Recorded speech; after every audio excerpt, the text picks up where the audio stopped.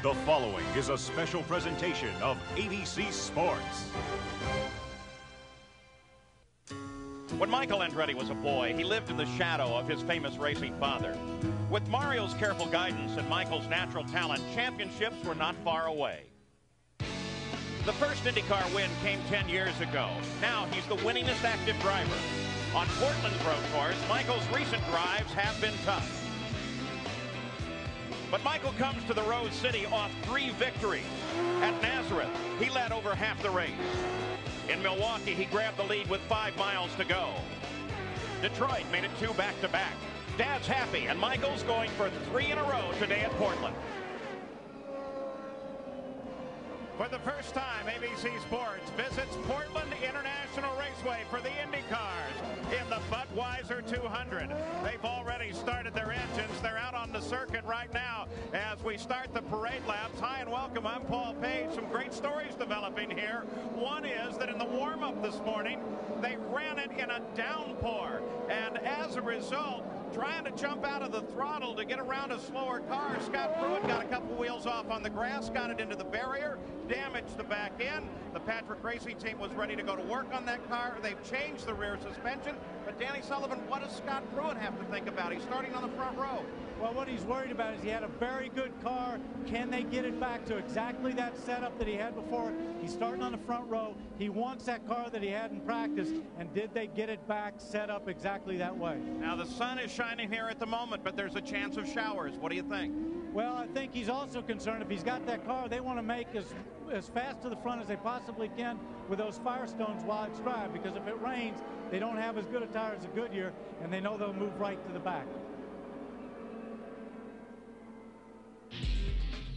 Here's the starting grid. On the pole, Alex Zanardi is second pole for the teammate of the points leader. Alongside Scott Pruett, this is his 3rd front row start this year. In row 2, Jimmy Vasser, the championship leader, has scored points in every race this season. And Brian Herta, who makes his first top 10 start on a road course this year. In row 3, it's Andre Ribeiro, the Rio winner. And Michael Andretti, who's looking today for the hat trick. In row 4, Paul Tracy. In his 3 starts at Portland, he's finished 3rd twice. And Greg Moore. This is the best starting position since Australia. In row 5, Gil DeFerrin, who has won the most recent race on a natural terrain road course last year at Laguna. And Mauricio Guzman, who finished 7th here 1 year ago. In the 6th row, it's Christian Fittipaldi and Al Unser Jr. In row 7, Adrian Fernandez and Robbie Gordon. The 8th row, Parker Johnstone and Emerson Fittipaldi, who won here in '89 and in the rain in '93. In the 9th row, Raul Boisel and Bobby Rahal. Row 10, Stefan Johansson and Eddie Lawson. In row 11, Mark Blundell and Roberto Moreno. The 12th row, Jeff Krosnoff and Juan Fangio. In row 13, Michel Jourdain Jr. and Hiro Mashushita. And the 14th row, P.J. Jones and Eliseo Salazar. So the cars are out on the circuit right now and beginning to move into their formation so they can take a green flag. Here are the stories. Well, pressure points. Everybody's taking a look at that championship battle that's going on right now. What about the hat trick? Can Michael, in fact, get it done? Scott Pruett's problems, and what will happen to the weather? Those are the stories that we're going to be tracking here today at Portland. Now, here's the way the points are lined up at the moment, and you can see that Jimmy Vasser's once enormous lead has been whittled down substantially. And the circuit here at Portland is fascinating. 1.95 miles around, 9 turns, mostly off to the right. And we'll be listening to Michael's radio because we have a report that Michael Andretti will be coming into the pits. We don't know why. We'll keep an eye on him. Doesn't look like it there, though. Here they come onto the pit straight. Green flag should lie just ahead. They come off the turn clean. Weak flag green. Zanardi comes into the lead. As Pruett tries to get around Jimmy Vasser, and they battle for 2nd place. And boy, look at him bundle up. These are the festival curves. It's really a chicane, a right, a left, and a right. And the traffic through there, if you try to get 3 wide, you've got a problem. And speaking of a problem, what about Michael? Michael's dropping back. He was in that black car on the left of your screen right there, but he's dropping back. He's obviously got some kind of a problem. Gary, what's wrong with Michael? It's an engine problem, Paul. I don't know if it was a full misfire or a case of the engine just missing, but he reported the problem. The crew is ready on the wall. They've got electronic pieces. They're standing by. We don't know if he's going to be able to get around to come in or just what the status of the car, but great concern, obviously, for Michael Andretti, who's won here 3 times in the past. Three-time champion who's looking for 3 in a row in the IndyCar. He won at Milwaukee. He won 2 weeks ago at Detroit. But it looks like Alex Zanardi is the man to catch at the moment. And Scott Pruett is doing everything he can to accomplish that. Matter of fact, Danny Sullivan, if we were questioning whether or not that car got put back together, well, obviously it did. Ribeiro tries to move to the inside of Vasser. Oh, and look at Paul Tracy in that red and white car. He slipped right under there, right to the left of your screen. He took advantage of him trying to make a move. Let's go to Gary. Michael Andretti comes in and he immediately shuts down the power plant. That's not a good sign. You see him gesturing from the cockpit. The rear bodywork comes off, and now the search for electronic gremlins begin. What a heartbreaking way to start your race day in Portland for the man who's been on a tear, having won 3 of the last 4, making a charge toward a late season push for the championship. Michael Andretti sits in the cockpit. Nothing changes on the race course. Zanardi is still the leader, while Scott Pruett is trying to catch him. And Jimmy Vasser, there he is, the points leader, sits in 3rd place. Remember, he did not do well at Detroit in terms of points.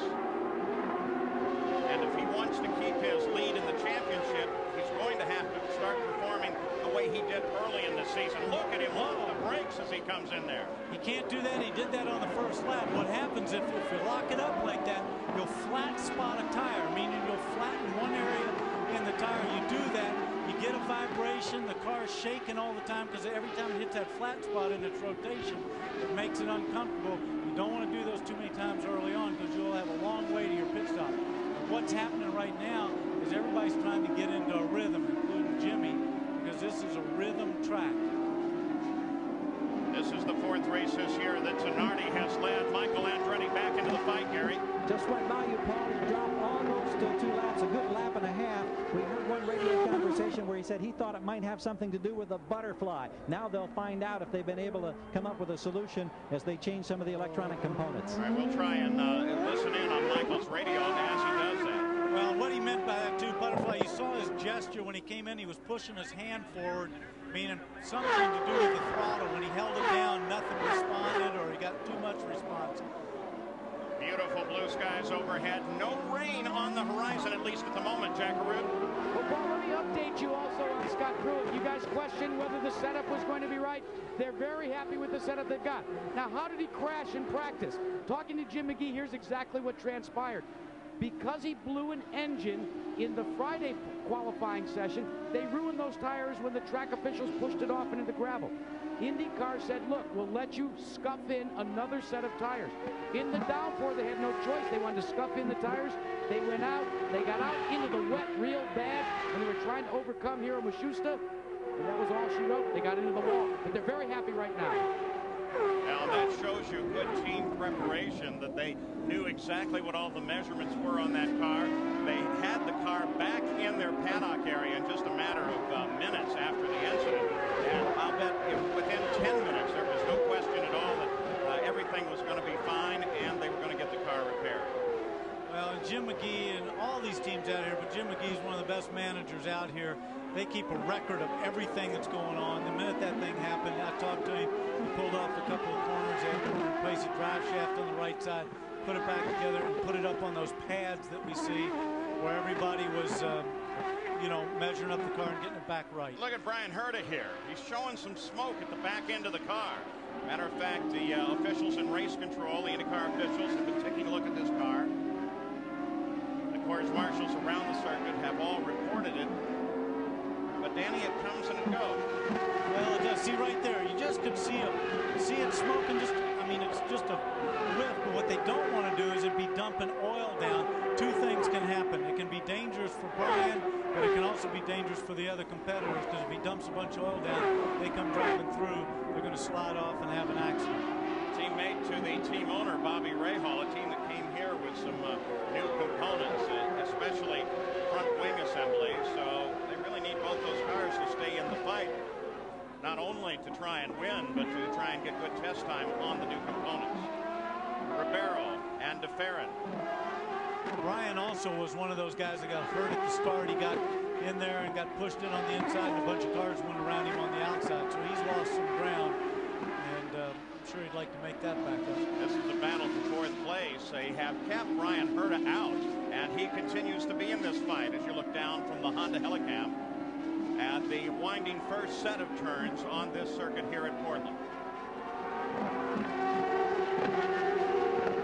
One of the things I've always hated is when I had the warning light or there was smoke coming out or whatever, and then it all went quiet. Usually there's a problem when that happens, and then when it goes away or the light goes out, you think, well, everything's okay, and that's usually not the case. Alex Zanardi jumped off of the pole into the lead of the run. Here he comes, still being chased by Scott Pruett, but they've evened out at the front. There's Vasser with Tracy challenging him. Gary Gerald. Paul, checking with Scott Remke and the team on communication with Brian Herta. Their telemetry doesn't indicate any problem. They're hopeful that it's just a case of the car bottoming and kicking up a wisp of smoke.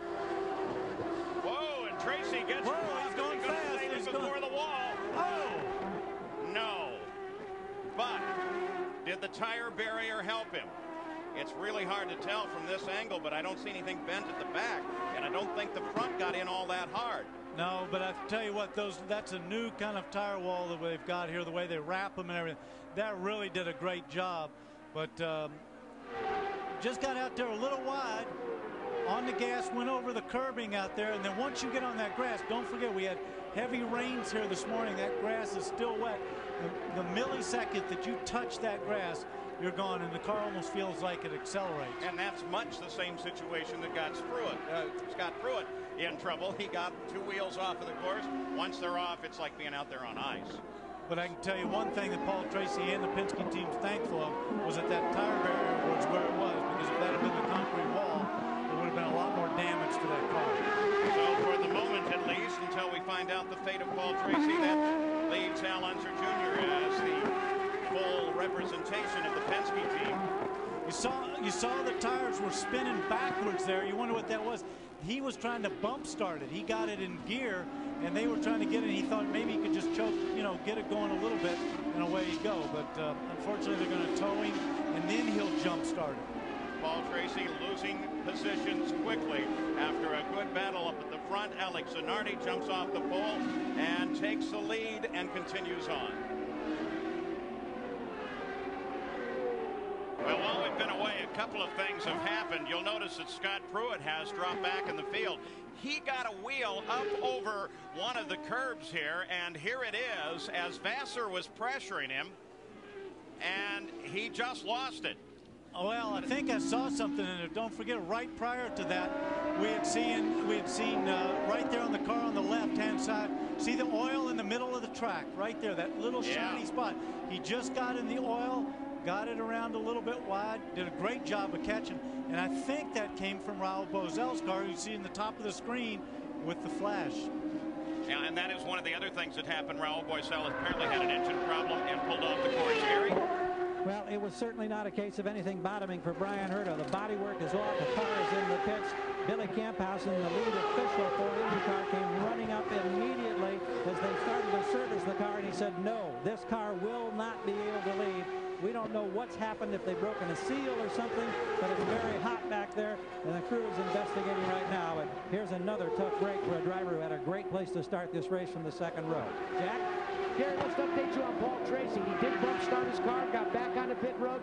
Team Penske went and took a look at the rear wing area. Now, they had this wing out of the canvas bag ready to replace it, because on Tracy's, on the right side flap, it was broken away. But Chuck Sprague made the determination that they would rather not suffer the penalty for having to change the wing, and the penalty would have been losing track position, valuable time, and most likely a lap. So they simply sent Tracy back out, wounded wing and all. So there are a couple of the issues here in the early going. 11 laps are complete. The scheduled distance here is 98 laps, and we keep an eye on Greg Moore, who suddenly slows down himself and turns down in the pits. Interesting situation here at the start. A bunch of mechanicals. Boy, exciting here in the early laps with everything that's happened. Everybody seems to have problems. He almost looked like he was making an attempt to pass Al Unser Jr. there, and the next thing you know, he's in the pits. He's coming in very slowly. That's way under the 60-mile-an-hour speed limit. And coming in just behind, it looks like Paul Tracy is back for a visit once again. So maybe that bounce against the wall did a lot more than they originally thought. Paul Tracy, who was very much a contender. It's Zanardi, Vassar, Ribeiro. And then Gilles de Ferran, then Scott Pruett has dropped back to 5th place. Greg Moore, pretty slow movement there. Yeah, when they're playing with that rear body cover like that, they want to look underneath. You got a serious problem. On board with Parker Johnstone.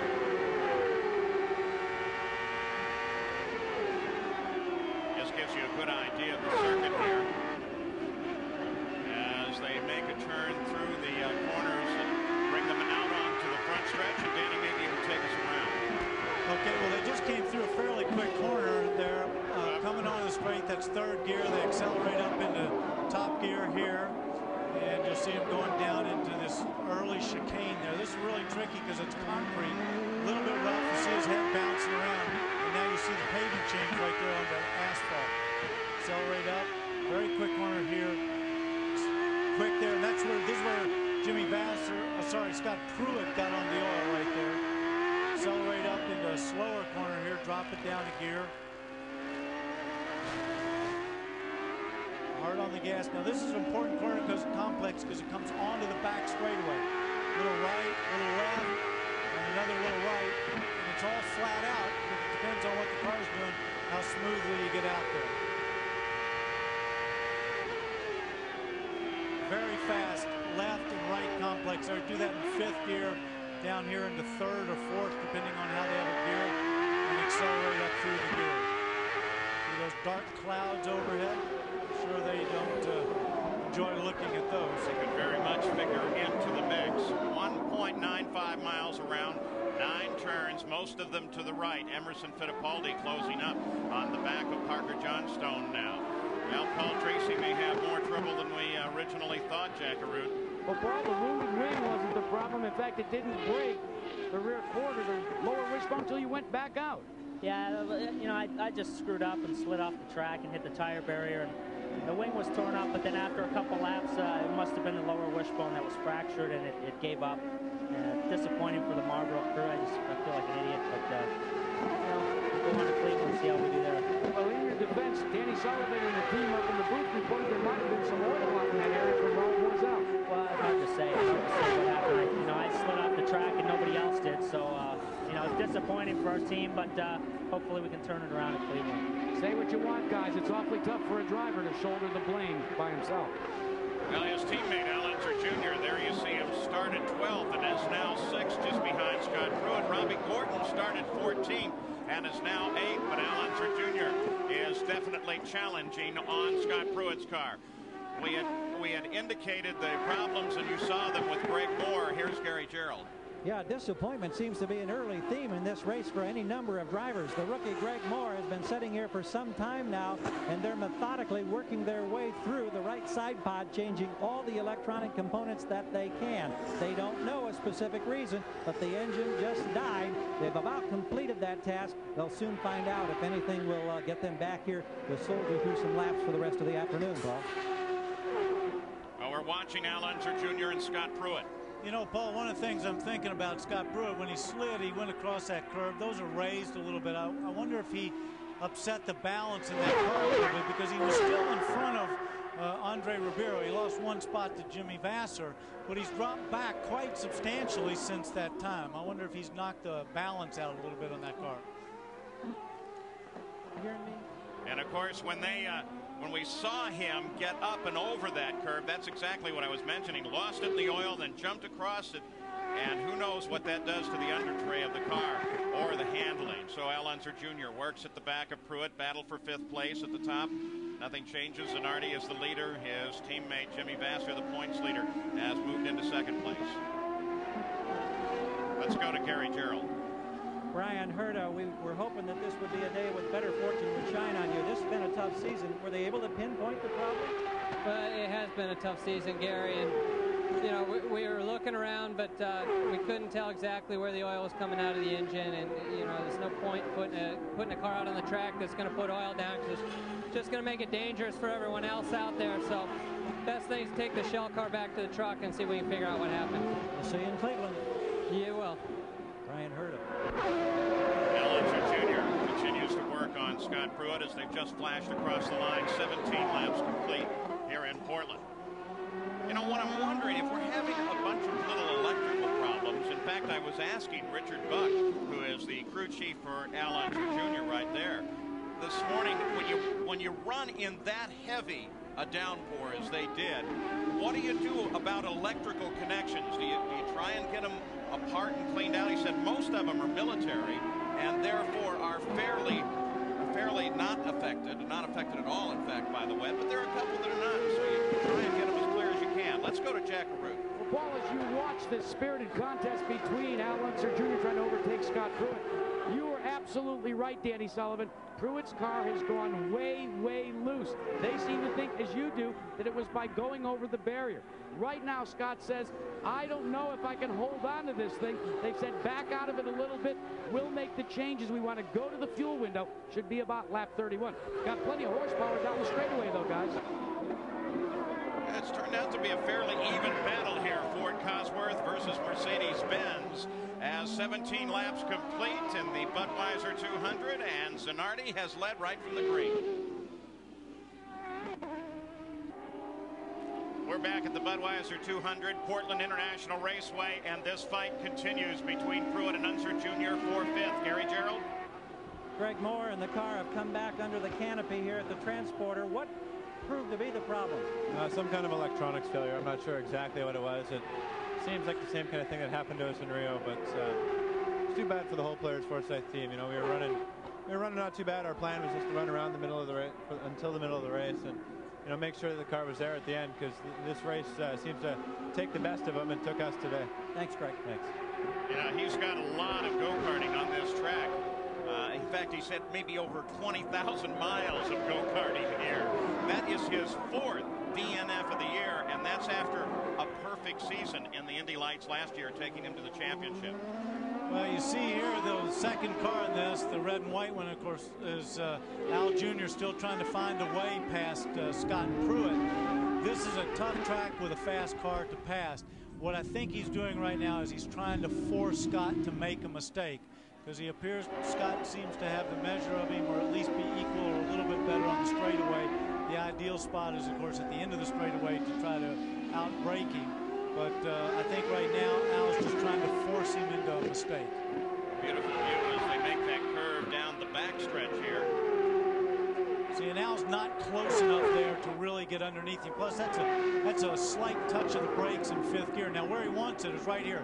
He tries to get in close underneath him, but Scott Pruett seems to pull out just enough there that he can hold him off. And then, of course, we'll see Scott here. He comes down and move over a little bit in the middle. Yeah, but let's look just ahead. See, those tires are beginning to shine. We're also getting a couple of rain reports from the spotters out on the course. You can't tell anything on the circuit yet. No, and they've got enough heat in those tires right now to not worry about that until it really starts sprinkling enough to cover the surface. So Scott Pruett and Al Unser Jr. battle for fifth place. Right ahead of them is the battle that is beginning to develop between Andrea Ribeiro and Jill McFerrin for third at the same time. Leader is still Zanardi. Second place his teammate Jimmy Vasser. Well, look at Al there. Al's closer. He's closer. Nope. But that's such a fast corner there. You only lightly touch the brakes in fifth. But he really wants him to know he's there. He's trying to get him to make a mistake. Where he wants to run fast is out of this corner. If he can stay up underneath him here and stay close, he can have a shot into that chicane. He's close, but I don't know if it's close enough. He's going to look. Scott protected that in a nice way.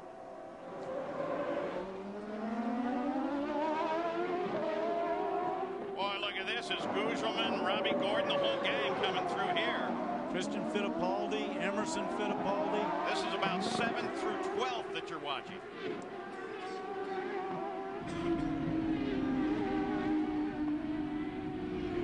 Gil DeFerrin was just able to move out and around Andre Ribeiro, and that puts him into 3rd place while we're watching this fight.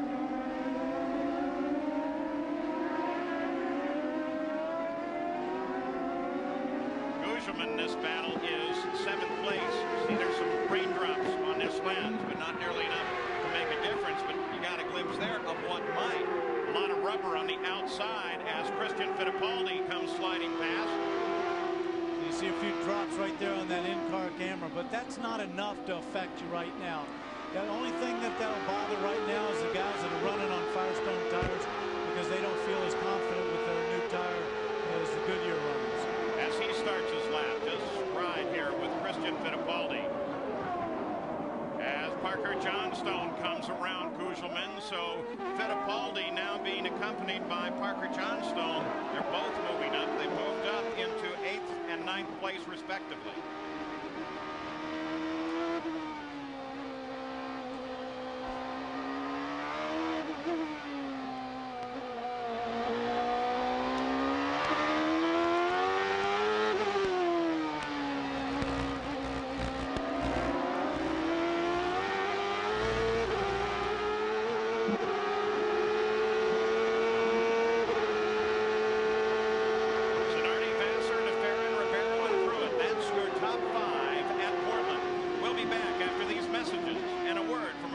Stations.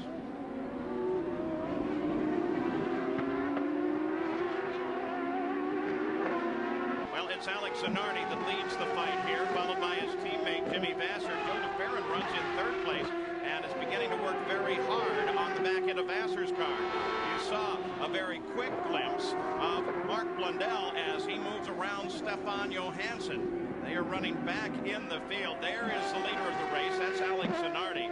And Jimmy Vasser is actually about a full straightaway back now. So Zanardi, leading by 17.2 seconds, has really managed to pull out a lead, but now more and more he encounters slower traffic. At the same time, his teammate and the current points leader, Jimmy Vasser, has a very fast Gil DeFerrin, worrying him just behind. Now, there is the leader of the race. He comes across the line. And we look up for the 2nd red car, which will be that of Jimmy Vasser. Look at this. These are all cars that Vasser has already, or that Zanardi's already gotten around. There is Jimmy Vasser with Gil DeFerrin right behind him. Now, part of what may be a problem for Vasser this weekend is, Gary, he's had an inner ear problem. Yes, he has, Paul. In fact, it was a result of the qualifying accident he had in Detroit 2 weeks ago. He began to feel the impact of it, or the effects of it, late in the race on Belle Isle. Then the next week they were scheduled to test at Mid-Ohio. He took 1 lap in the car. He had to climb out. He said, I couldn't even keep the race car on the asphalt. He had a slight case of vertigo. The touchy thing about it, according to Dr. Steve Olvey of the medical staff, you never know how long it'll last. There's nothing they could do for it. But in a matter of days, it did clear up. Thursday of this week, he got medical clearance to drive. He's hanging on to 2nd place. His teammate, Zanardi, who has the lead, will pit in 1 more lap. And then 2 laps from now, we expect to see Vasser in for his first service of the day. Well, we're back on that battle for 5th place as Al Unser Jr. and Scott Pruitt are both trying to get around Eliseo Salazar. Well, that move almost cost Scott that spot.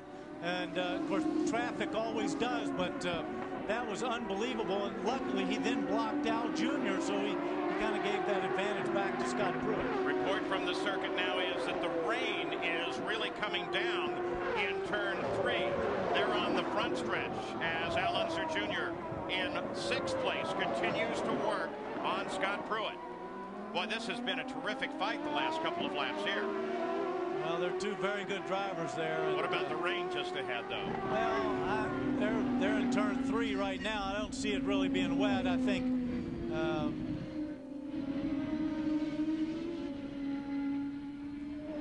well, they made it safely through those areas, and at the same time, the pit stops are, as we heard, the indication the target team was thinking of coming in here within a lap. So what do? You stay on the dries for the time being. Well, look at the rain now. If the circuit gets wet, if it only rains over in one part of the track, Al Jr.'s going up underneath it. This time he may have a... Well, he uses that curve all the way. What a nice pass that was. That was a real good pass there. But if the circuit goes wet in just one spot, then they'll stay on slick tires. If it goes wet all the way around, obviously they'll go on to wets. But if it's just over in turn 3, you see they're a little bit more shiny on the tires. Andre Ribeiro, he comes into the pits. He was running 4th. Jack? And Paul, looks as if Ribeiro will stay with the slick tires, but the rain, just as he pits, starts to unload on pit road. Al Unser Jr.'s crew getting ready as well. As Ribeiro has been completed, lights up the tires, he goes back out. But this could be a problem because now the other leaders, Jr., DeFerrin, the rest of them, have to see what happens. And what did you see DeFerrin as he just rocketed by Jimmy Vasser and picked up 2nd place?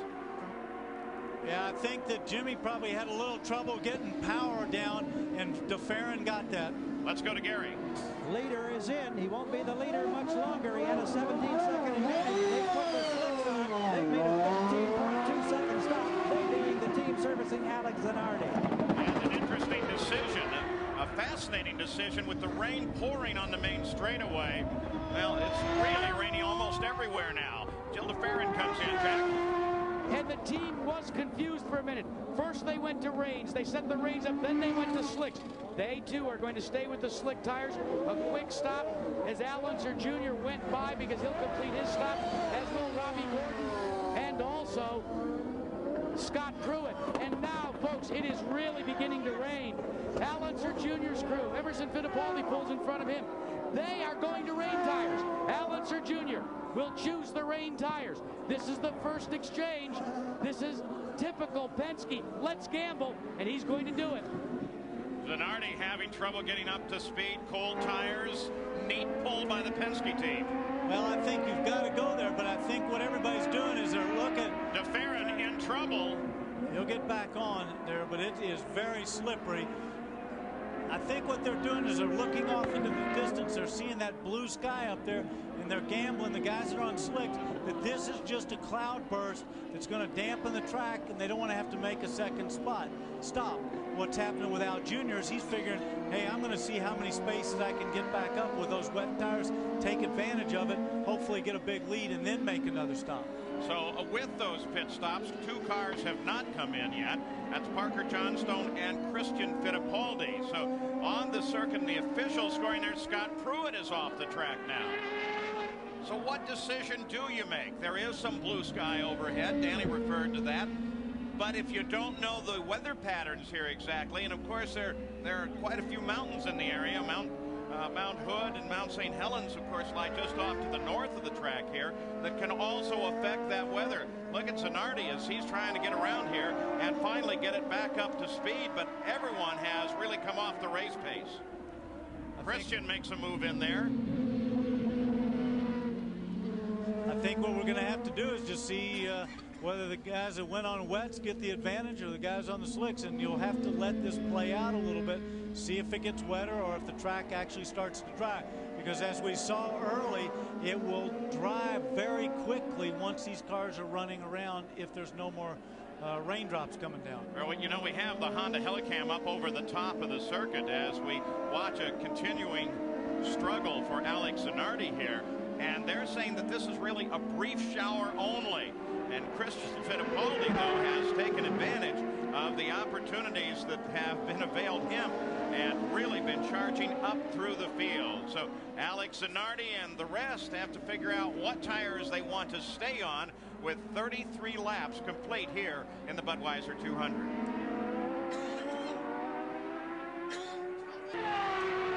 Well, Alex Zanardi back at the front of the field after the pit stops. Christian Fittipaldi assumed the lead on the stops by the fact that he was able to stay out a little longer than everyone else. But take a look at this. Jimmy Vasser slid off the course just a few moments ago and stopped dead. So he's got a serious problem now with his championship. Yeah, here he is in car. He comes down. Oh, he just lost it going in. Ooh, some bad noises. Yeah. I don't know if he hit a marker there or whatever. I wish that marshal wouldn't stand by the car, because somebody else could do the exact same thing in the same spot. That's a very quick section right there. You only come down, touch the brakes, and go into 5th gear. Let me tell you, it's raining there. It's raining over on the front stretch, too, isn't it, Gary? Yes, indeed it is. Christian Fittipaldi, as you indicated, was into the pits. They stayed on the dry tires, the slick surface, no grooves. Michael Andretti, his teammate, just came in and also did the same. And it is raining much harder now on the front straightaway, and we're seeing rooster tails for the first time as they scream by us.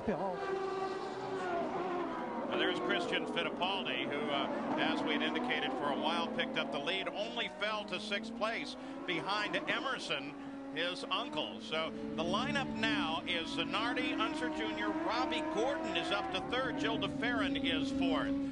And as the rain falls here, it is really creating havoc with the different decisions being made by these teams. Jack? Well, Paul, this is a typical Penske move. I had talked to Richard Buck and I said, how tough was it making the decision to go to slicks or rains? He says, Jack, believe it or not, we talked that scenario out and said, if we got the reports and believed the reports we had early in the morning that rain would continue, we were prepared and felt that by our first stop we were going to have to go to rain. So when it began to sprinkle, we made the commitment for both Fittipaldi, Emerson Fittipaldi, and Al Jr. And look how well they're doing now on the reins. Al Unser Jr. runs in 2nd, is just able to carve up the rest of the field. Oh no, Scott Pruitt, our other starter in the front row.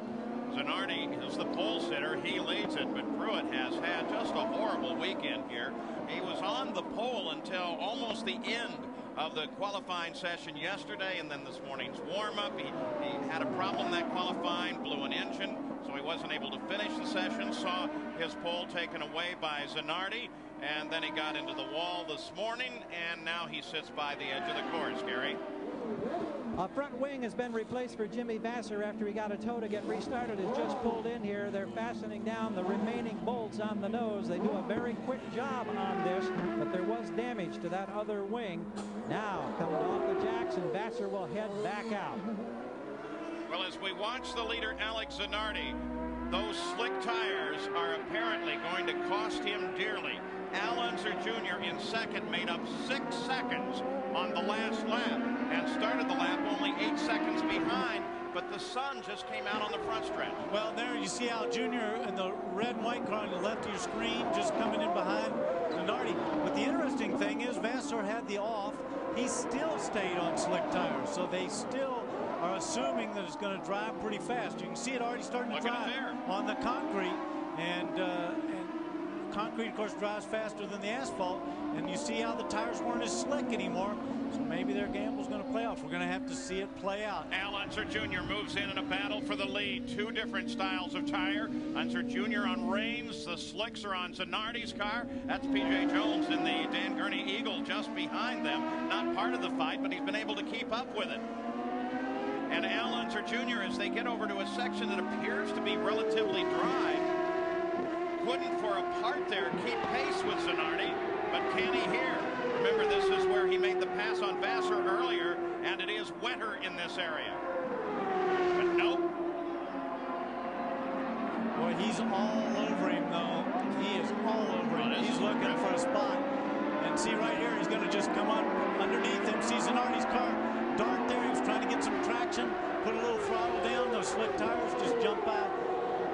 Quite a bit of water line on the course down at the end of the front straightaway here. Jack Arute? Well, Paul, let's update you. You might wonder why maybe is there a problem with the lack of good faith on the Firestone rain tires after we saw their performance in Detroit.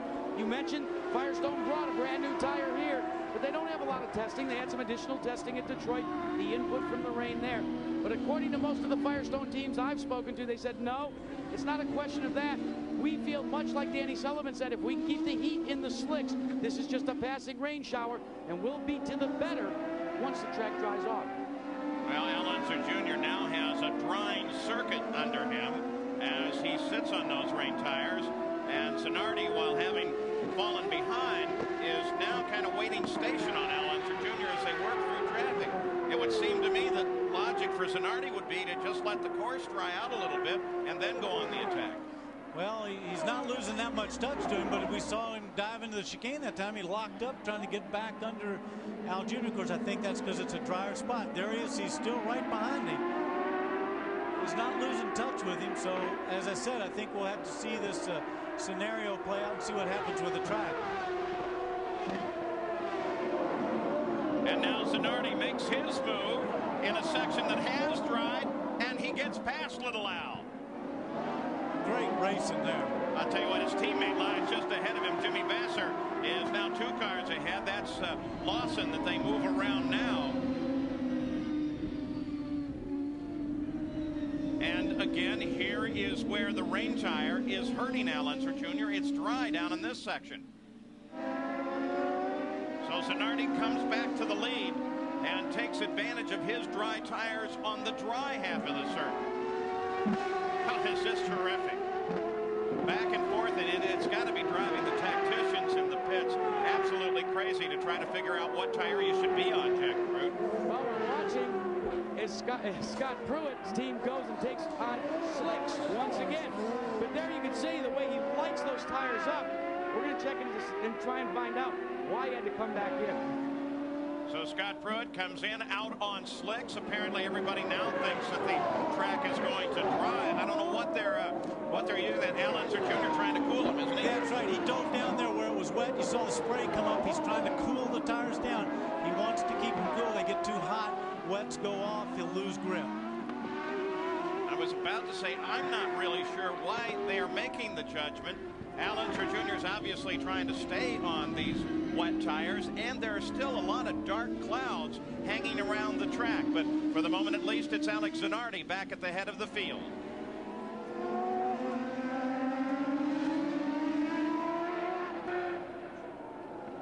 So Al Unser Jr. suddenly comes into the pits, Jackaroo. And they run the gamble, but it didn't come out to their liking. Al Unser Jr. had to come in, take the rain tires off, and go back to the slicks. They gambled. Richard Buck and the rest of the team, along with Roger Penske, made the call. But they had to go back to the slick because this track's drying up. Al Unser Jr. was not the only one to head into the pits.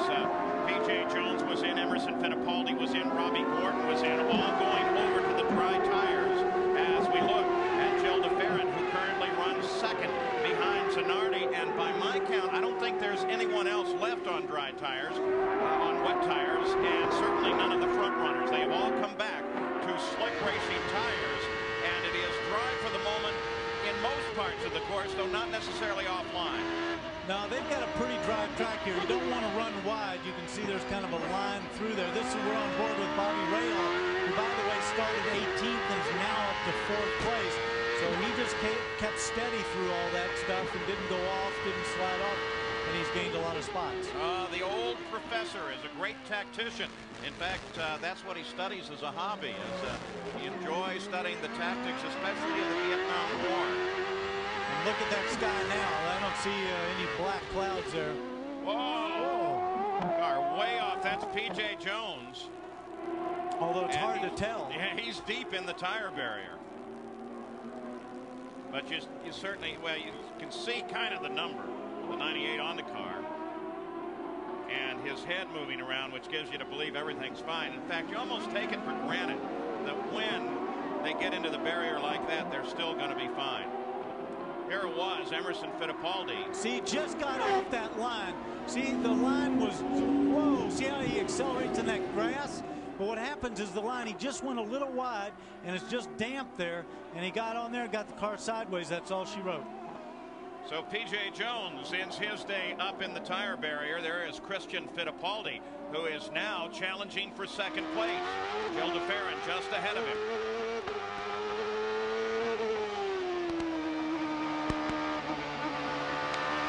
Second, Zanardi is the leader.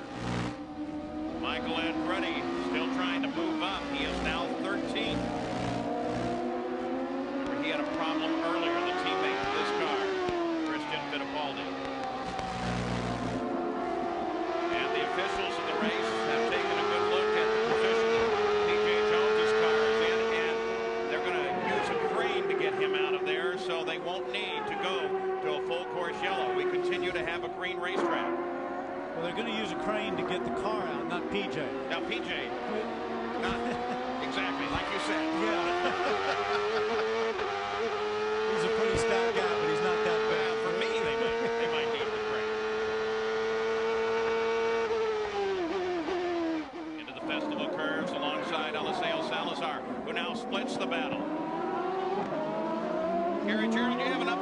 PJ? Well, just checking with John Ward and the crew to see if they had talked with him. They said yes, indeed they had, and they speculated, just as Danny thought, that maybe just got offline, caught a patch of wet there, and that he lost all traction and took that ride into the tires. But PJ obviously fine in talking to the crew, though disappointed.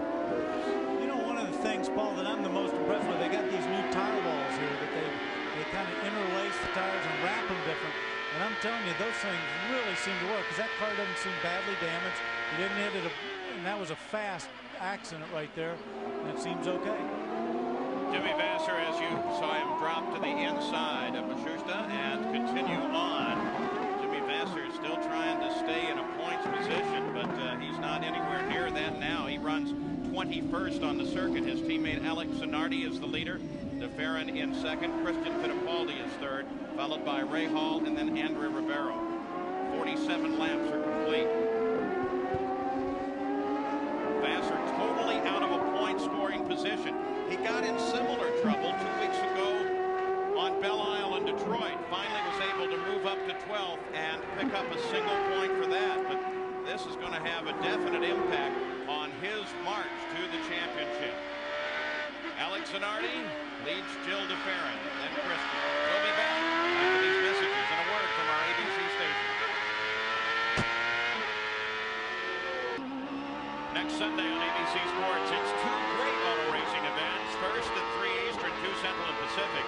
We'll head to the lakefront in Ohio for the Cleveland IndyCar Grand Prix. And then from Talladega Superspeedway, it's the second test of the International Race of Champions. That's all next Sunday here on ABC Sports. On board, Stefan Johansson, 11th place. Johansson works the front stretch. Parker Johnstone is his target, just going, and Scott Pruett off the course again.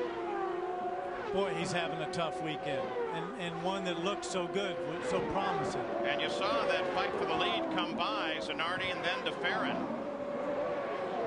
Though there is a considerable separation there, it still gave you an idea, and everybody's locking the brakes, the light side of the car, as they come into this corner.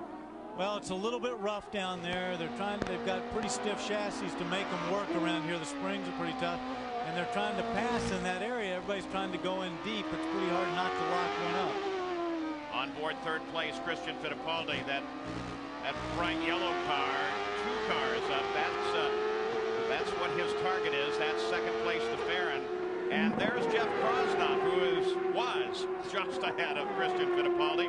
New paint job on that number 25 car, along with that new sponsor that they announced at Milwaukee. Well, that looks terrific. That's a nice paint job. It looks real good.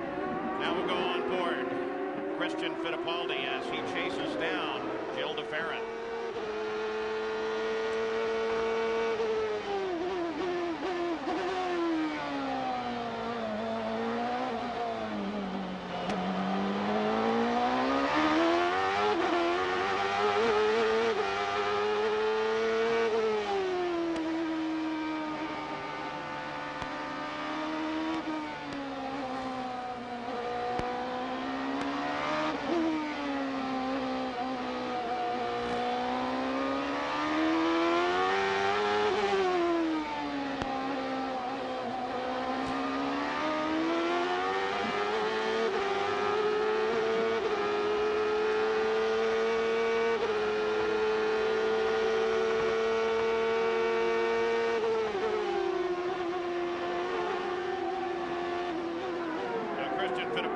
Continues to work. Danny, is that what it sounds like in the cockpit?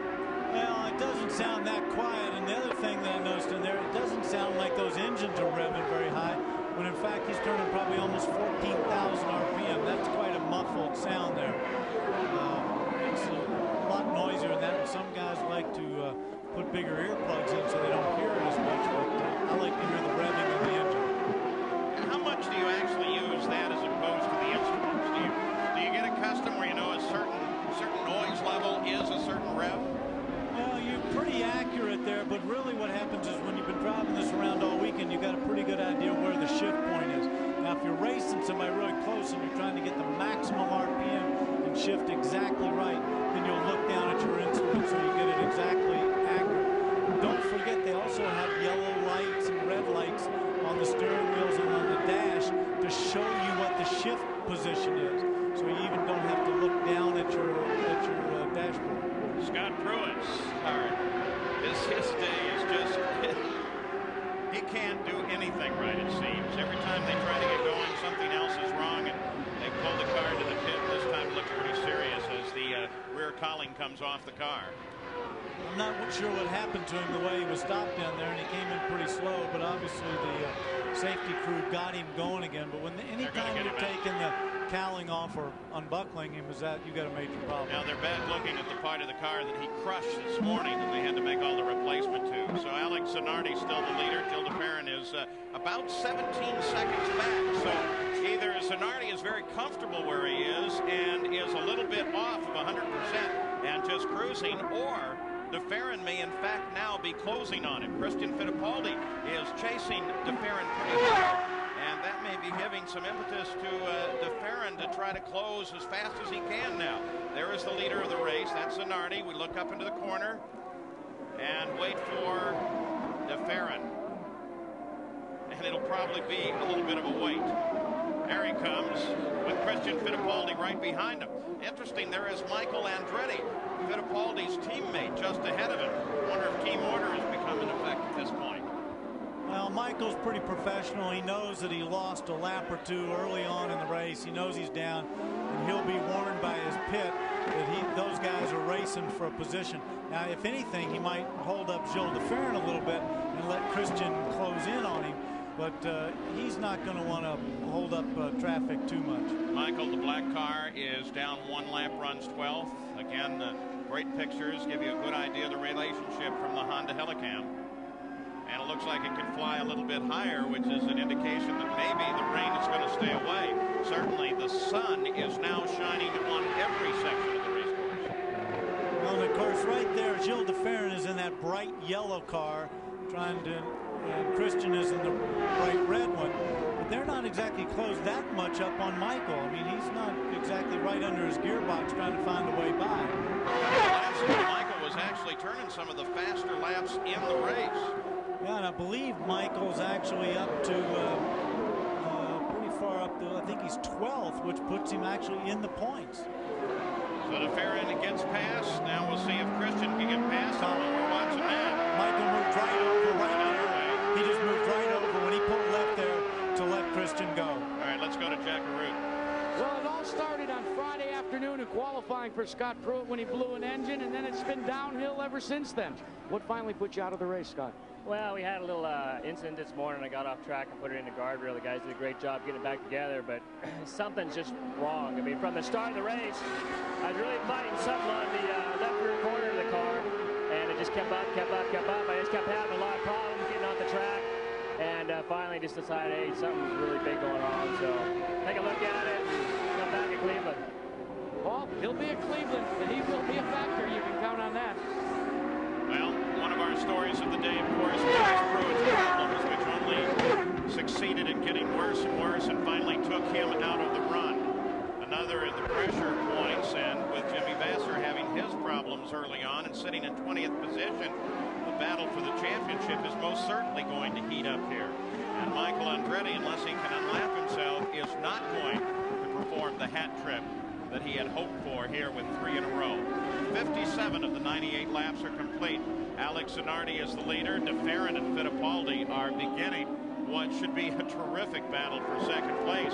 It has been one for the past few laps. We'll be back.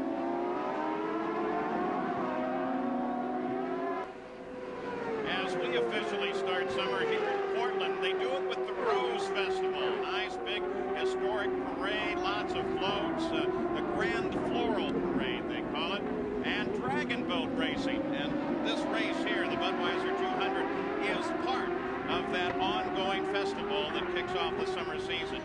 4th place, Bobby Rahal. He's going to have a nice day out of this one. It looks like some of the work they've been doing with their cars is about to pay off. And you know he has to have been disappointed because he qualified 18th and his teammate 4th. So he had to have been a little frustrated. Now he's up there battling. He's doing a good job, and he made some smart moves in those wet conditions and jumped up a lot of spots. With Andre Ribeiro sitting right there behind him. That is the 5th place car. At the same time, nothing's changed in that fight between Christian Fittipaldi and Gil de Ferran. They are still working on one another, but no one seems to be able to get the advantage. So at Portland International, it's Alex Zanardi, the leader once again. Gil de Ferran and Christian Fittipaldi continue to battle, and there is a battle between this car, the 4th position of Bobby Rahal, and right behind him is Andre Ribeiro as Rahal tries to get inside and comes alongside, gets around Mauricio Guzman. Gary Gerald? Well, we were talking in our pre-race show over on ESPN2 about new body pieces on Brian Herta's car. Well, obviously, Bobby Rahal also has some of that same new wind tunnel work that deflects the air around the rear wheels from the side pods. But Brian Herta had a new front wing that Rahal did not. I asked Bobby about that. I said, "You're the boss. Why don't you have the new piece?" He smiled and said, "I've got something else new." Then he told me that it had to do with the front suspension. It's not something cosmetic that you could see. Wouldn't tell me any more than that. Rahal has done a terrific job starting way back in this field to be up here in the top 5. I'll tell you what, whatever he's got on there, I'd keep it. I think it's working. You're on board Christian Fittipaldi. It's Eddie Lawson just ahead. And for the moment, it's broken off his battle. Michel Jourdain gets off and into the gravel. Is this potential full course yellow here? Well, they don't like him to be out there in that gravel, but it's a fairly slow spot. He's not really dangerous. I don't know whether they'll leave him or not. That's, of course, Wally Dallenbach's call. But interesting that Michel Jourdain and Salazar, who both come over from Indianapolis where they did so well, have struggled over on this circuit to do well. And here is that battle for second place as it comes back once again. They get around Eddie Lawson. First, Gil de Ferran gets around him, and then Christian Fittipaldi. Now Christian has just a little distance to make up, and he should be back on top of de Ferran. So this is the key battle on the circuit, but you know what? They're going to go to full course yellow. Yeah. Pace car will come out, and everyone will gather up. They do this on lap 62, so that should be absolutely ideal for the pit stops, or a little early. Well, it's going to be marginal because, of course, we've got it. They were going to 31 to 35. This race is 98 laps. So they might not come in on the first lap of the yellow, but they might come in a little bit later. Robbie Gordon already in as they change. And, of course, no question about what tires are going to go on this time. It'll be slicks all the way. Here comes Gil de Ferran out of second place. No question, everybody's going to look down there and look at all the people out there. I think you're going to see a lot of pit stops. So de Ferran makes his stop. And Jack Arut's right there. A nominal stop, but they're standing by. Should he stall it once they take the fuel on? In answer to your question about whether it's the right window or not, de Ferran's team had anticipated coming in on lap 66. He pulled out nicely in front of Christian Fittipaldi. So by our reckoning, he should stay right in the front of the pack. Yeah, those positions shouldn't change. Here's the leader of the race, Gary. Well, they weren't worried about the window. They said their window here opened on lap 62, so they should be comfortable for the distance. And he had the luxury, of course, of that big lead. But now for the first time today, we're going to see this new IndyCar rule go into effect. This is a very fine stop by the target team. Zanardi back out. But that big lead is going to be gone when we get ready to go green. Now 60-mile-an-hour speed limit on all races except the ones run at Michigan now. As Zanardi comes back onto the course, he'll have to line up behind the pace car. And what they are doing now, they did it first in Detroit 2 weeks ago and will continue here today. You can see him trying to get Michel's car out of that gravel pit. They will line up in race order. In fact, it's very simple the way they do it. They just tell the teams, take a look at your scoring monitor in the pits and radio your cars to align that way. So when they come back to green, they will be in the race order. Should make for a good fight. Wave by.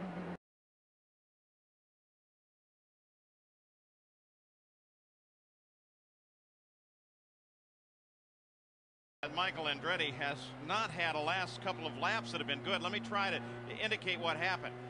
They had Michael and they told him not to come in, and apparently they thought that he was going to be able to pick up a lap because they thought the leader was coming in. Leader didn't come in. They kept Michael out, and in doing that, then IndyCar officials closed the pits.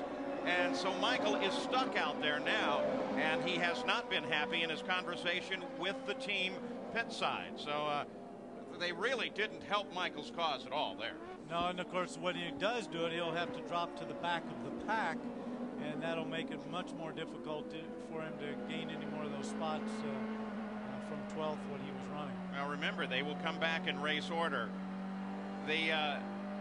Michael was sitting in 11th place at the time. There you go. You look down through the order, and Michael's there now, but of course he's going to have to come in for fuel. He's had this nice run after overcoming the problem early on, works his way back up here, and that's a good example where the tactics between driver and pits can really be very costly to the driver.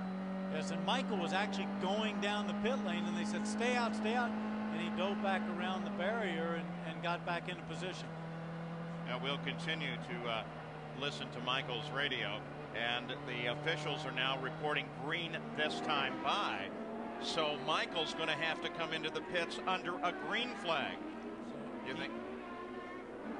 think he's going to be any happier about that one? No, and he's going to lose a lot of ground under that. Can I pit? Michael Andretti. You must take the green and then pit. Pit at the end of your first lap. Michael with some terrible problems now. They're ready to go to green flag racing. He was headed into the pits. The crew steered him out when he thought he should be in. Turns out he was right.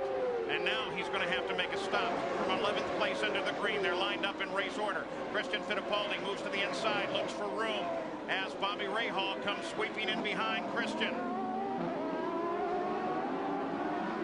So everybody tight once again. Zanardi using the clear course to get away just a bit. Restart comes on lap 67 of 98. Paul, everybody should be fueled and ready to go to the end, provided they don't have any problems. The tires, everything, so we should see a race all the way to the end. And there is the advantage of being the leader on a restart. You can pace the restart the way you want it, and it gives you an advantage for one lap, if not for a couple. Christian Fittipaldi, who had been working on Gilles de Ferran, is now back at it, but this time, with the yellow flag closing the field up, he has both Bobby Rahal and Mark Blundell closing in. So what was not a battle now is one, and it battles 4 different ways. And in fact, you get a glimpse there of Emerson Fittipaldi as he moves into the fight as well. And Al Unser Jr. and Michael Andretti comes into the pits, Gary, finally. I'll tell you, all the good luck this team has enjoyed, winning 3 of the last 4, going right out the window in the last 4 minutes. And you talk about one red-hot race driver. We heard some of the radio conversation. He is smoking in the pits. He's out of here in 13.7 seconds, but the damage is done. Yeah, and probably deservedly smoking. He put on a good show coming up to 11th place after the trouble early. He maintains the 60-mile-an-hour speed limit out of the pits and rejoins the fray, but well behind the fight now. He drops off immediately 2 positions as he comes out of the pits, dropping back to 13th. Maybe the fact of lap cars will work to his advantage now, but he could have been back on the lap with the leader.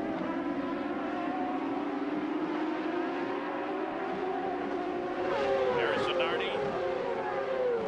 A lead just under 2 seconds, 1.7. Tell he's really got a well-handling car right now. Just the way he pulled away. You see all the field just pretty much lined up there equally, all nice spaced out. He's got about a 2-second lead on the second place guy. That, I know he got a jump at the restart, but that's also a great handling car right now. Al Unser Jr. now beginning to work on Bobby Rahal. That fight is for 4th. And a good line of competitors just behind. Hoping maybe that one of the 2 of them make a mistake. It's Fittipaldi, then Ribeiro, then John Stone, then Mark Blundell, and then Robbie Gordon. And they're all lined up nose to tail now. Don't forget, Al Jr. is thinking a lot about points right now because he's right there, not that close to Jimmy Vasser, but close enough. And Jimmy Vasser's way behind and not much chance of scoring any points. So Al wants to make sure he gets some points. Jimmy Vasser sits back 18th, 6 positions away from a point scoring position.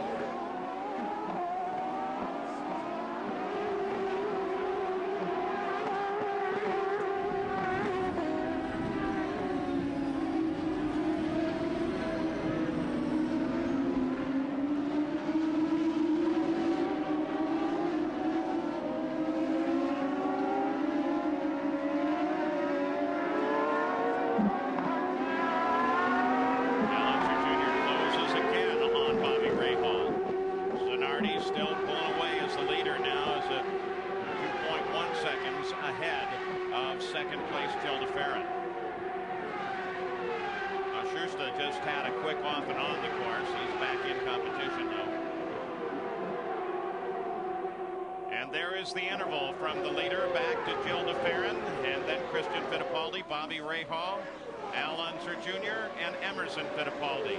70 laps are complete, and Zanardi looks like he may be on his way to a win. We'll be back after these messages and a word from our ABC stations. Well, apparently Hero has finally ended his day against the barrier. No damage to him, and hopefully the car is not damaged. He gives a quick waves to the fans. One of the nice things on the track here is that there are a lot of those mounds, and you can just throw out your picnic blanket and drop down and enjoy the race here in Portland. On board Parker Johnstone. He currently is trying to chase down the 7th place car of Andrew Ribeiro. Nothing has changed at the front of the order in that battle for 2nd place. For the time being, seems to have moved into a stationary battle. The line is narrowing just a bit. We see quite a bit of spent rubber, the marbles just offline on the course.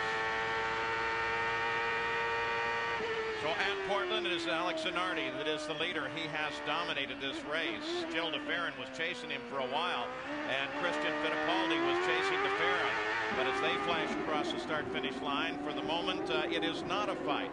At the same time, this is Parker Johnstone is trying to make a move on Ribeiro, and it's a battle for 7th place. So as we watch it, did Ribeiro just miss one there? Blundell also moving in there. Don't forget, Mark Blundell is right there waiting to reap the rewards if those two guys mess up. He's right under Parker's gearbox right there. And we'll stay watching this while we go to Jackaroo. Well, another Brazilian, as we watch some of them show their promise out there on the racetrack, is out. Raul Boisel, what put you out of the race? It was a short day for the Brahma Sports team. You know, the engine just, without warning, went and just finished our day. So it's unfortunately, but the good thing is that we have a race in Cleveland next weekend. A lot of consternation by the Ford teams. Ford does not seem to have stepped up to the plate in the competition against Mercedes and Honda. Yeah, Ford came with a new engine this year, still in development stages, and I'm sure they'll get not only power but the reliability pretty soon. That's what we need. Well, he wants to get to Cleveland so badly, he's already packed his bag, and he's just waiting to cross the racetrack. Unfortunately, he's also just scored his 5th DNF of the season. So Raul Boisel out of the race, showered, shaved, and on his way to Cleveland, which of course is in 1 week from today. Looking back from Parker Johnstone now. And that's Blundell trying to close in. And Stefan Johansson is next in the line. Followed by Gordon, who currently runs 11th. There you're on board with Stefan Johansson. So on-board cameras bracketing this battle.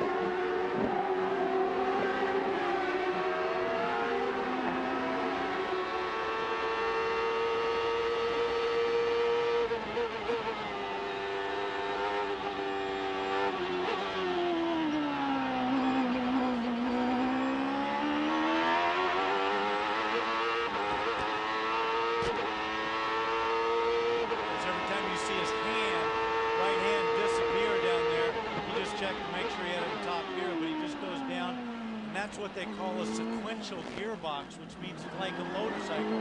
All they do is they just pull back on the lever. They don't have to actually find the gate or find the gear. They just keep pulling back, and when they want to go down the gear, they just push forward. Let's move a little farther forward now. Bobby Rahal and Al Unser Jr. You're right on board Rahal. He is currently 4th. Al Unser Jr. is just behind him.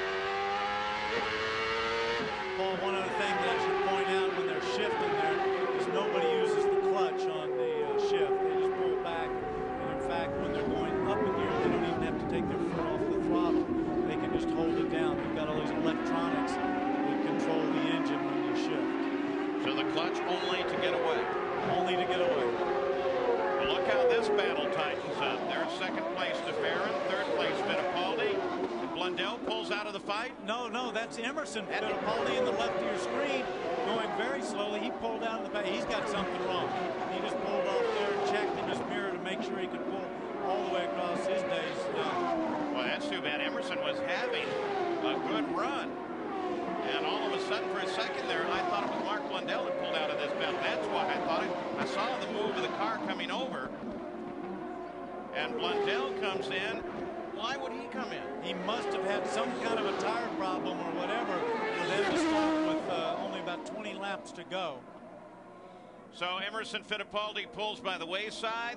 That won't bring out a full course yellow, while Mark Blundell drops out of that battle and goes into the pits.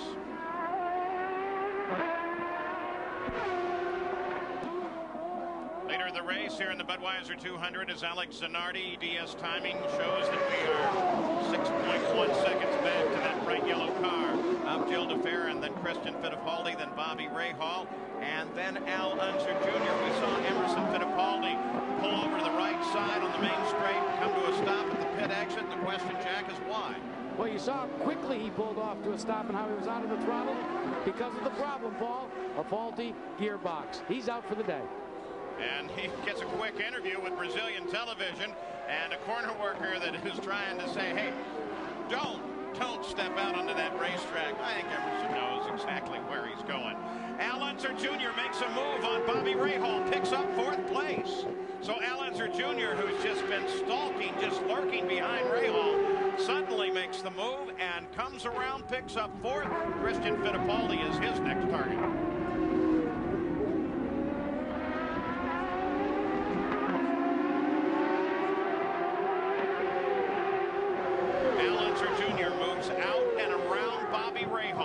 Up fourth place. Zanardi still the leader of the run, followed by DeFerrin and Christian Fittipaldi. Here's what happened.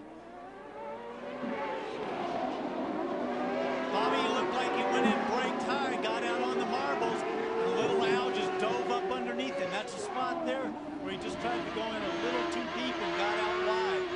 He did a good job of saving it, but of course he lost a spot in the process. 82 laps complete, 98 scheduled, and the further we go, the more that rubber moves out into those marbles and makes it much more difficult to get offline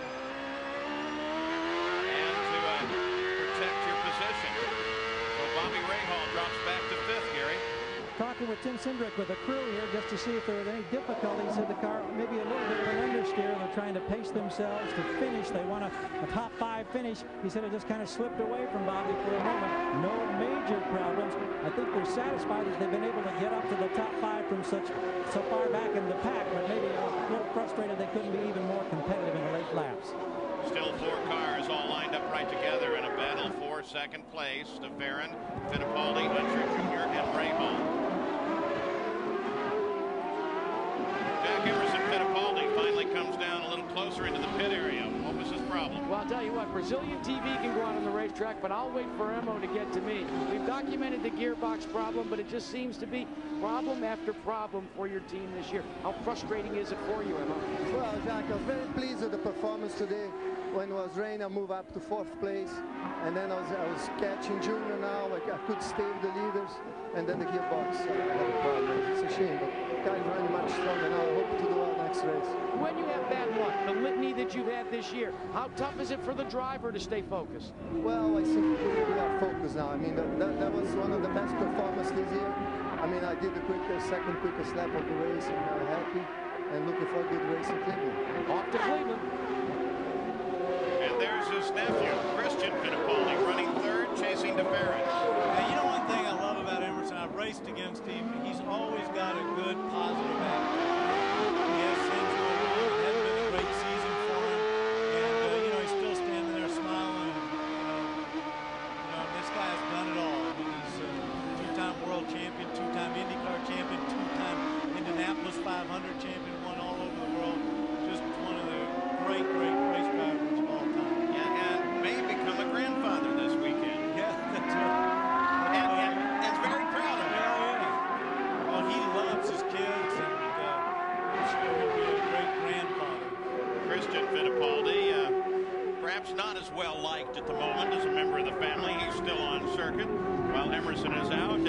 Christian is trying to catch Jill DeFerrin. There's the leader. There's DeFerrin. There's Christian.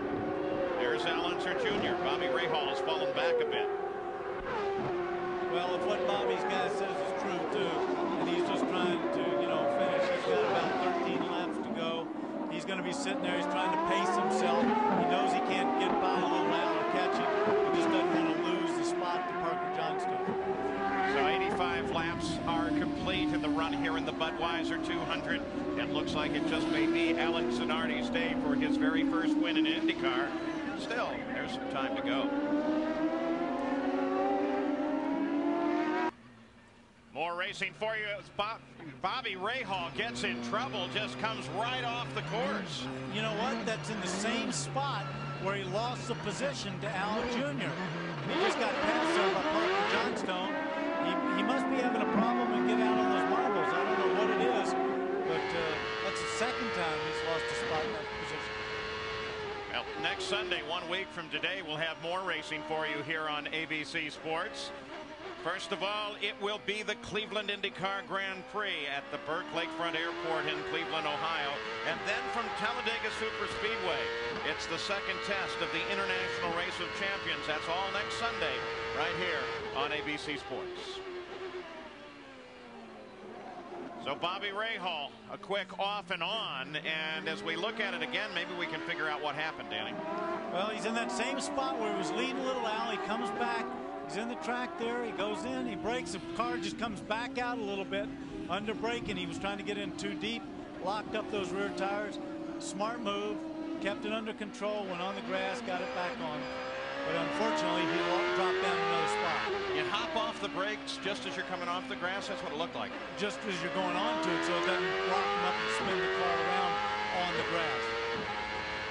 Bobby Rahal, who was in a good position, now drops down to 6th place as Parker Johnstone moves into 5th. Al Unser Jr. is still 4th. Jill DeFerrin has just flashed across the line, completing his 89th lap. So we're counting down into the final 10 laps of this race now. Alex Zanardi is still the leader.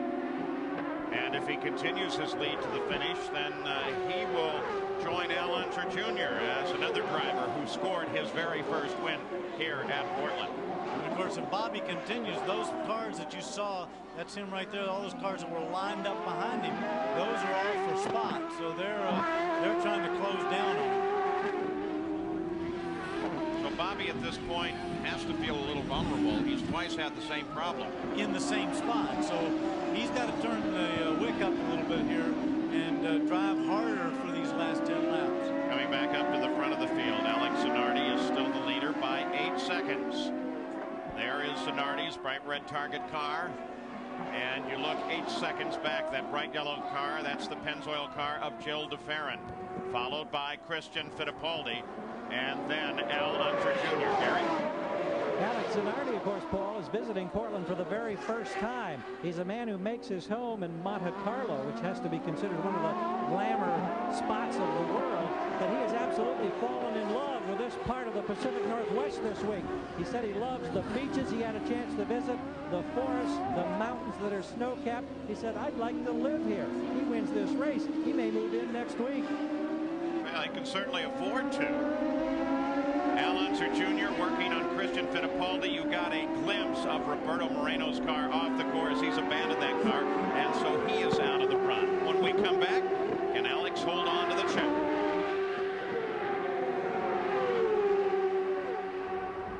Six laps to go at Portland. Alex Zanardi is the leader. Al Unser Jr. really anticipates the possibility of getting around third place Christian Fittipaldi.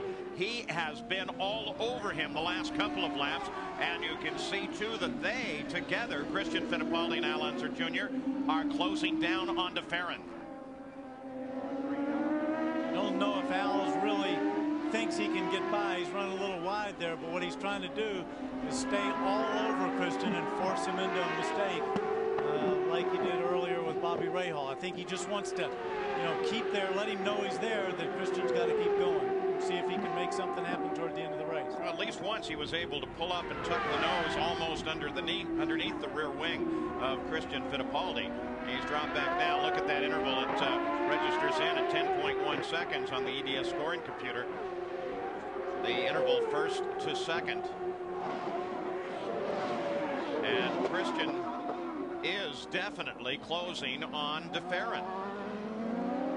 But again, with 5 laps to go, what everybody's thinking right now is how fast do I have to go to stay in front of that guy and consolidate my position. They know they probably can't pass the guy with this. They've been trying all day long and haven't made any headway. They just want to, consolidate their spot and make sure they don't make a mistake for that guy behind them to get by. Well, with the rain and everything here today, well, now, sorry, Paul, but now it looks like Christian's pulled away from Little Al and going after DeFerrin a little bit. Yeah, but DeFerrin and Christian have kind of maintained approximately the same interval through there. You wonder if Little Al doesn't have something wrong. Now the interval widens again. Just a bad corner for DeFerrin, or Little Al got some stuff. He ran wide in a couple of those corners. Maybe he picked up some marbles on his tires. You know, the build-up from the tires that just fallen off and dropped back a little bit. But I was about to say, because of the rain and the length of the run here today, we're about to run overtime, and it does not appear that we are going to get an interview with the winner of the race, as we'll have to return you to local programming. But Alex Zanardi looks like he may be on his way, and we will certainly run right to the checkered flag here. 4 laps to go. Zanardi's lead loses a second to Jill DeFerrin. But again, Paul, what's happening is Zanardi knows he's got a very comfortable lead. He knows how well his car's handling. What he's doing now is being conservative those last couple of laps, just not to make a mistake and throw it all away. Alex Zanardi, his second pole of the season, and this time it may result in a victory. In fact, at Rio, we thought he may be on his way to a victory there. Did I just see a puff of anything that mattered? It looked like I saw a little haze that may have come out of the back of Christian's car. And I don't see it now. Well, I can tell you one thing, even if every warning light on his dash came on right now, he'd drive that thing till the end, till 3 laps to go. He wouldn't worry about that. He's going to drive it right to the finish.